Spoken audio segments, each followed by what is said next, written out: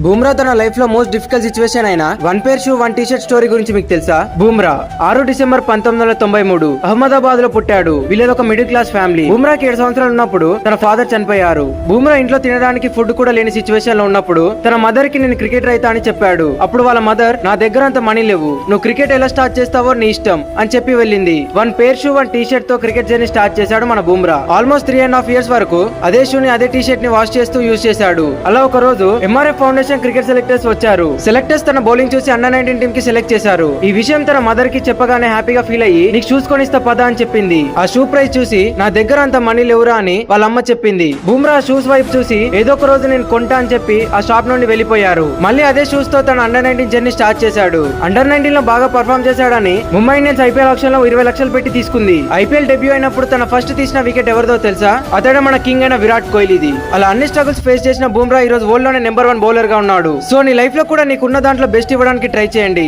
అప్పుడు దాని రిజల్ట్స్ ఇంకా బాగా వస్తాయి. ఈ ఇన్ఫర్మేషన్ మీ ఫ్రెండ్స్ కి అందరికి షేర్ చేయండి. ఇలాంటి ఇన్ఫర్మేటివ్ కంటెంట్ కోసం మన పేజ్ ని ఇప్పుడే ఫాలో చేసుకోండి.